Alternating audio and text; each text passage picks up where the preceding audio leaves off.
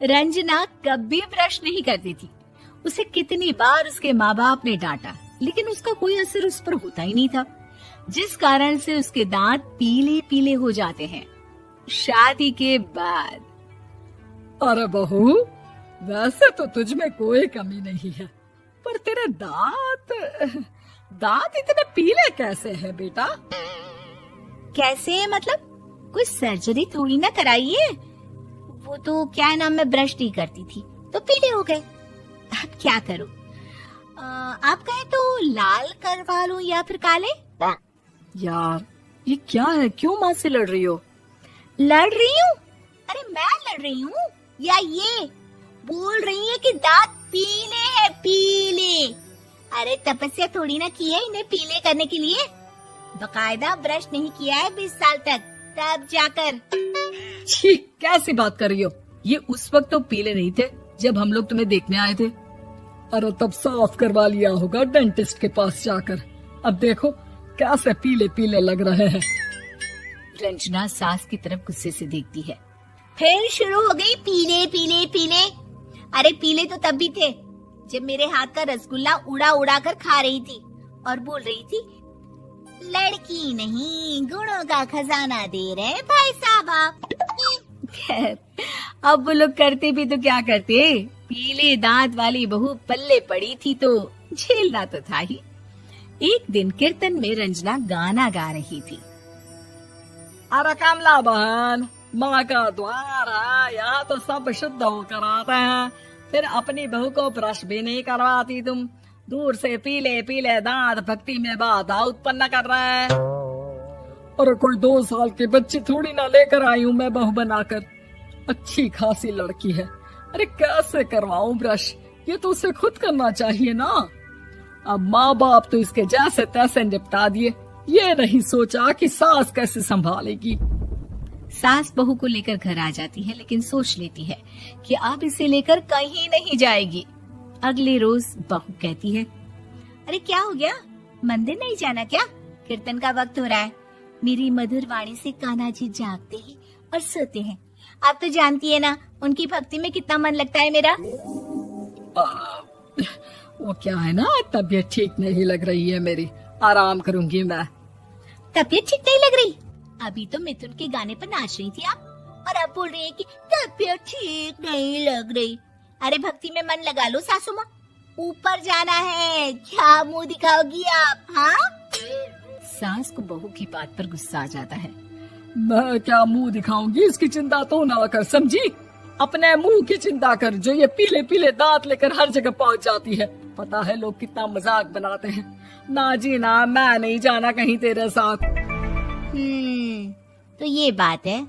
कोई ना, मत जाओ, मैं अपने कमरे में ही बैठकर भक्ति कर लूंगी। ऊपर वाला दांत थोड़ी ना देखता है, मन देखता है, भावना देखता है। और अरे बस बस, तू सब कुछ दिखा, बस ये सफेद चमकदार दांत ना दिखाना किसी को, है? जा यहाँ से। बहू को सास की बात का कोई फर्क नहीं पड़ता, वो तो जैसी थी वैसी ही रह जाती है। सुबह नहाकर किचन में खाना बनाना, फिर खाना खाना, कीर्तन भजन करना और सो जाना। एक दिन, माँ जी मैं सहेली के घर जा रही हूँ, शाम को लेट आऊंगी। हाँ, तो जाना, मैंने कौन सा तेरी आरती करनी है घर पर बैठकर। रंजना सहेली के घर जाती है, जहाँ वो पार्टी में जाने की तैयारी कर रही होती है। अरे शिखा, कहाँ जाने की तैयारी कर रही है? मैं गलत वक्त पर आ गई क्या? अरे नहीं यार, उल्टा सही वक्त पर आई है। मैंने ये साड़ी और ज्वेलरी निकाली है यार, शाम को इनके ऑफिस की एक पार्टी में जाना है। बताना कैसा लग रहा है ये सब? नहीं यार, इस ड्रेस के साथ तो वो वाली ज्वेलरी अच्छी लगेगी। हाँ, सही बोल रही है, मैंने ध्यान ही नहीं दिया। वैसे तो हमेशा से मस्त फैशन सेंस रखती है। तो बड़ा जाती होगी ना पति के साथ पार्टी में। रंजना कुछ नहीं बोलती, बस सोचती है कि यार काश ये बात सही हो जाती, पर मैं क्यों नहीं जाती पार्टी में? क्या इन लोगों की कोई पार्टी होती नहीं होगी? रंजना घर आती है और रात में पति से सवाल करती है, एक बात बताइए, आप मुझे किसी पार्टी में क्यों नहीं ले जाते? क्या आपके यहाँ ऑफिस में पार्टी नहीं होती? पति बेचारा क्या कहता कि दांत पीले हैं तुम्हारे इसलिए। अरे कोई पार्टी होती नहीं हम लोगों के ऑफिस में, तो कहाँ से लेकर जाऊं? और मार्केट, मॉल, कहीं वीकेंड घूमना, कहीं तो। अरे यार, सारे हफ्ते में एक छुट्टी मिलती है, तो सोचता हूँ कि आराम ही कर लूं। क्यों? रंजना मन मार के रह जाती है। पहले कभी सास के साथ मंदिर जाया करती थी, लेकिन वो भी सास ने ले जाना बंद कर दिया। घर बैठी बैठी रंजना बोर हो जाती है। तभी उसे आइडिया आता है और वो मायके जाने का सोचती है। सासू माँ, 2 दिनों के लिए मम्मी के घर जा रही हूँ। अच्छा अच्छा, ठीक है, आराम से जा। और हाँ, माँ से कुछ अच्छी आदत सीख कर आना कि कैसे शरीर के हर भाग की तरह दांतों की सफाई भी जरूरी होती है, समझी? शुरू हो गई ना आप। वो लोग आपकी तरह नहीं है कि छोटी छोटी बात का बतंगड़ बना दे। उन लोगों के लिए मैं मायने रखती हूँ, ना कि मेरे पीले पीले दांत।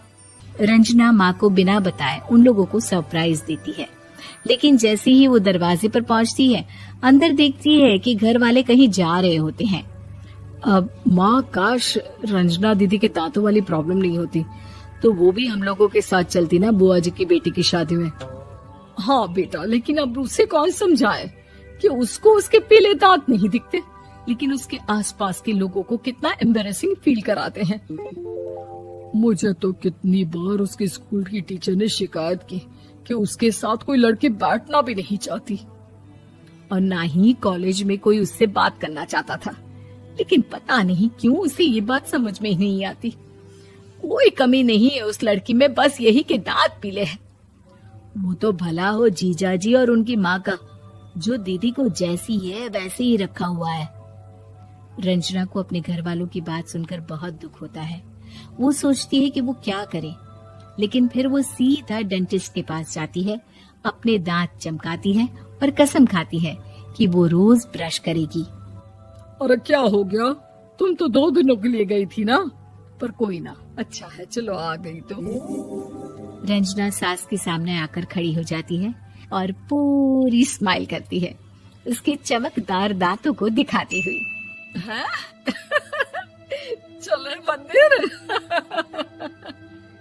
माँ, मुझे माफ कर दीजिए, मैंने आप लोगों को बहुत एम्बैरेसिंग फील करवाया।